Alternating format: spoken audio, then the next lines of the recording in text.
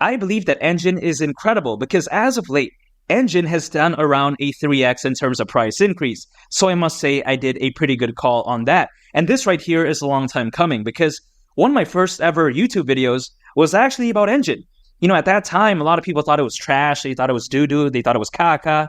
But Enjin, as of right now, it's showing signs of life, quite essentially. It's showing signs that, hey, it's ready to make a massive rally. And I do believe it's going to make a massive rally. And that's why I think that during the peak of this bull run, Enjin could hypothetically at least go to the price of $20. And of course, that's not financial advice nor a guarantee. But again, I think Enjin is incredible, and I think it could reach those great heights. Enjin is incredible, much like my hairline, right? It's very straight. It follows the curvature of my head. But the same thing can't be said about Snoop Dogg. Because when it comes to Snoop Dogg, his hairline, right? It's all the way back here. It's hanging on for dear life. He has to shave his cornrows. And I think this right here really represents what Enjin is all about. It's a fundamentally amazing project. Its competitors, they're like Snoop Dogg's hairline. Enjin, its hairline, it's like Lee the Captain. It's fantastic. Enjin, quite essentially, gives developers and creators the tools that are needed in order to launch top-tier Web3 games and applications. And here's the thing.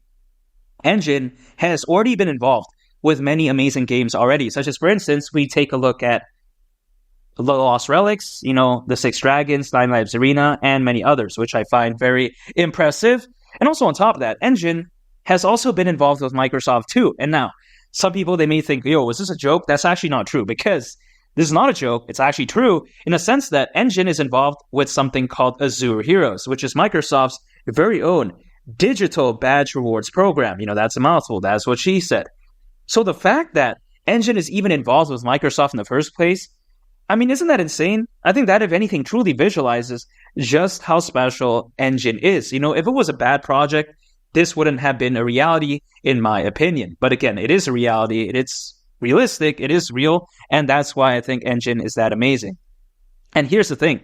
Enjin, they even have their very own blockchain called the Enjin blockchain. Now, some of the critics out there, they may think this is, ridiculous. They're thinking, why do they even have their own blockchain, man? Carajo, porra. But here's the thing. The statistics, they don't lie. An Enjin critic, they may lie that they're begging for a used bratwurst extender from their girlfriend's boyfriend's grandma. But that's not true because, maybe they might be doing that. But this is true because the Enjin blockchain can currently facilitate over 5,000 transactions per second. Just imagine that, right? And also on top of that, it has been able to process upwards of 2,000 mints per transaction, which I think is insane. And also on top of that, the average cost per transaction is less than a penny. God, when it comes to Enjin, it's fantastic. And I might even add a little bit of that porra in there somewhere because, I have to start speaking some Portuguese when I see statistics this fantastic. And also, let's not forget, Enjin, they're heavily focused on the metaverse and as well as NFTs, which I think is two markets that shouldn't be joked around about because the metaverse, according to McKinsey, could be worth $5 trillion in value by 2030. That's crazy. Also, when we take a look at NFTs, according to Grand View Research, over the next 6 years, market could be worth around $211 billion. So, when it comes to Enjin, they're focused on the right markets. And let's not forget, right, blockchain gaming, it's a market that's anticipated to be worth around $300 billion by 2030. So, again, when it comes to Enjin, it's focused on all the right sectors and markets, in my opinion. It's absolutely fantastic. Now, $20 for some people, it may seem like a pipe dream. They may think that, are you in La La Land, in Wonderland, whatever the case may be, right? Neverland, hashtag, I'm not going to say that, but MJ. But yeah, besides that point, $20 market cap, right? If let's say Enjin were to go to the price of $20, considering its current circulating supply, market cap would be around $28.5 billion. Think about this. Are you kidding me, man? 28.5. Now, I'm not saying this because I think it's too high, because I think that this isn't too much. Dogecoin all-time high market cap, $88 billion. SHIB, main token of Shiba Inu ecosystem, all-time high market cap, was around $40 billion.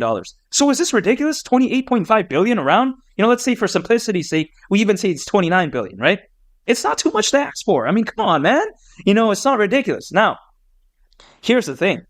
Enjin, when you compare it to Dogecoin more specifically, right? Man, that's such a cuckoo meme coin. It's so caca, in my opinion, right? Enjin is focused on the right markets. Dogecoin, it's basically a useless meme coin. Now, I get it, right? Doge chain, Doge Card, but again, they're not, when it comes to Doge, not even directly affiliated with Dogecoin, so that's very weird. I get it, the community is fantastic. I get the hype around it, but again, right? Enjin, it's focused on the metaverse, NFTs, blockchain gaming. Partnered with Microsoft, has its very own blockchain. I mean, come on, man. Enjin, $20, I don't think it's unrealistic, especially when I consider just how crazy this bull run could be. Because think about this, right? Bitcoin, as of right now, all-time high. Ethereum popping off. A dinosaur project, which I think is caca. But yeah, besides that point, we take a look at, these bigger caps, right? They're popping off. But this makes sense. Historically speaking, this is what is supposed to happen. But historically speaking as well, what usually happens after that? Usually these people, they're going to take profits, at least the smart ones or the logical ones. And as a result of that, they're going to flow the capital into smaller projects, relatively speaking, much like Enjin. And that's when Enjin is truly going to take off. And keep in mind, this altcoin season is going to look like nothing else because as of right now, over 500 million people owning cryptocurrencies. I mean, just imagine that, right? Back in 2021, peak of the bull run, only around 300 million people owning cryptos. As of right now, also, more institutional adoption than ever before when it comes to blockchain technology and when it comes to also institutions investing in cryptocurrencies. So we're seeing something that, in my opinion, could very well be like nothing else. I think it's going to look like a super cycle. At least that's the way I view it, right? I think what we saw back in 2021, that was fantastic. But I think this time around, it's going to be even more amazing when altcoins do rally. Enjin at the price of $20, I don't see why not. And of course, that's not financial advice, but that's the way I view it. And here's the thing. What am I doing?